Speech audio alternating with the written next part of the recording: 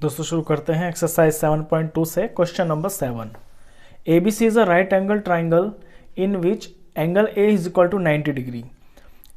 ABC एक right angle triangle है जहां पे एंगल A आपका 90 डिग्री है and AB is equal to AC और AB AC के बराबर है। Find angle B and angle C। आपको एंगल B की वैल्यू और एंगल C की वैल्यू आपको निकालनी है। फिगर आपको बुक में नहीं दी हुई है, क्वेश्चन के अकॉर्डिंग आपको फिगर खुद बनानी है। तो देखिए इसमें गिवन है आपका BAC 90 डिग्री दे रखा है, ये वाला 90 डिग्री है और AB और AC आपस में बराबर है। अब इसके अंदर आप प्रॉपर्टी लगाएंगे कि जब किसी ट्राइंगल में दो साइड्स आपस में बराबर होती हैं तो उनके सामने के जो एंगल्स होते हैं ना वो भी आपके बराबर होते हैं और तीनों के तीनों एंगल मिलके 180 के होते हैं और जिसमें से एक एंगल आपको 90 दिया हुआ है तो B और C बाकी के दोनों एंगल मिलके कितने के होंगे, 90 के, और ये हैं भी दोनों बराबर, तो दोनों के दोनों आपके 45 और 45 डिग्री के आ जाएंगे। लेकिन इसको आपको सॉल्व करके दिखाना होगा। तो सॉल्व इसे इस तरह से करेंगे। इन ट्राइंगल ABC के अंदर आपको दिया है AB is equal to AC। जब AB AC के बराबर है तो therefore angle B is equal to angle C। Angle B और एंगल C आपस में बराबर होंगे। रीजन लिखेंगे आप इसके अंदर, रीजन लिखेंगे angles opposite to equal sides are equal. अब इस ABC के अंदर आप एंगल सम प्रॉपर्टी लगाएंगे। आप लिखेंगे angle A plus angle B plus angle C, तीनों के तीनों मिलके कितने के हो जाएंगे, 180 डिग्री के। यहां भी आप रीजन लिखेंगे angle sum property of triangle. अब इसमें A की वैल्यू आपको दी हुई है 90 डिग्री और B और C आपस में दोनों बराबर है तो B की जगह तो मैं B ही लिख लेता हूं और C की जगह मैं B लिख सकता हूं ना, क्योंकि B और C मेरे दोनों बराबर है। इससे होगा क्या, मुझे यहाँ पे एक ही चीज़ मिल जाएगी B। तो 90 प्लस B हो गया 180 डिग्री। अब यहाँ पे ये जो दो B हैं ये हो जाएगा आपका ट्वाइस ऑफ एंगल B और 90 इधर जाके माइनस हो जाएगा तो ट्वाइस ऑफ एंगल B हो गया 180 माइनस 90 यानी कि 90 डिग्री। और अकेला B की वैल्यू निकालेंगे तो ये जो 2 मल्टीप्लाई में है ये इधर आके आपका डिवाइड में हो जाएगा तो एंगल B की वैल्यू आ गई 45 डिग्री। एंगल B 45 आ गया और एंगल B आपका एंगल C के बराबर है तो therefore angle C is equal to also 45। तो ये दोनों आपकी B और C की वैल्यू आ गई। क्योंकि B और C दोनों बराबर है, हमने B निकाल दिया, C भी इतना ही होगा जितना B है। तो ये बहुत सिंपल सा क्वेश्चन था, क्वेश्चन नंबर 7।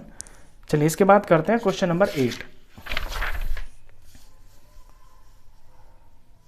क्वेश्चन 8 भी इसी तरह का क्वेश्चन है, इसमें भी यही प्रॉपर्टी लगानी है आपको। इक्वल साइड्स के सामने इक्वल एंगल होते हैं। क्वेश्चन पढ़ते हैं। Show that the angles of an equilateral triangle are 60 degree each.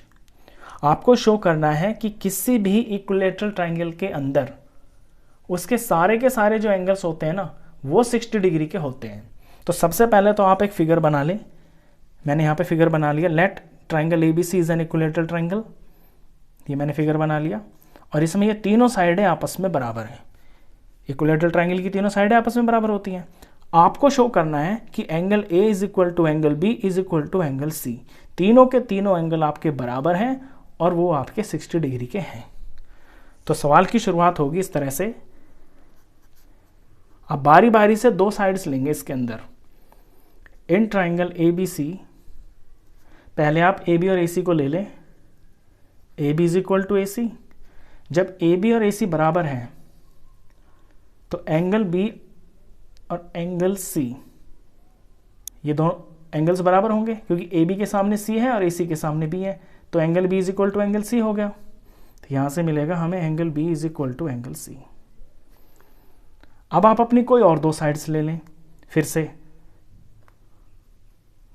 Also AC is equal to BC। अब AC BC के बराबर है तो AC के सामने B एंगल है AC के सामने B और BC के सामने A एंगल, तो angle B is equal to angle A। इनका मैं नंबर 1 2 रख देता हूं, 1 और ये 2। 1 और 2 से आपको क्या मिला? देखिए 1 और 2 से आपको मिला angle A is equal to angle B, और यहां पे angle B is equal to angle C। तो तीनों के तीनों एंगल आपके बराबर हो गए। तो ऐसे लिखेंगे फ्रॉम 1 2 एंड 3 हम कह सकते हैं angle A is equal to angle B is equal to angle C। अब ये बराबर तो हैं, ये तो हमने कर दिया शो, लेकिन ये 60 डिग्री के हैं, ये शो करना अभी बाकी है। तो इसके लिए हम लगाएंगे अपना angle sum property. In triangle ABC के अंदर angle A plus angle B plus angle C, तीनों के तीनों एंगल्स का जो सम होगा वो 180 डिग्री होगा। Reason, angle sum property of triangle. अच्छा, ABC मैंने तीनों लिख दिया यहाँ पे, और ये तीनों आपस में बराबर हैं, तो मैं इन तीनों की जगह पे मैं A लिख सकता हूँ। एंगल A तो एंगल A है, मैं B को भी A लिख सकता हूँ, और मैं C को भी A लिख सकता हूँ, इज इक्वल टू 180 डिग्री। इससे होगा क्या कि यहाँ पे मेरा थ्राइज ऑफ एंगल A हो जाएगा, तो आसानी से मुझे A की वैल्यू पता चल जाएगी, मेरी इक्वेशन प्रॉपर बन जाएगी। तो थ्राइज ऑफ एंगल A यानी 3 times of angle A is equal to 180 degree.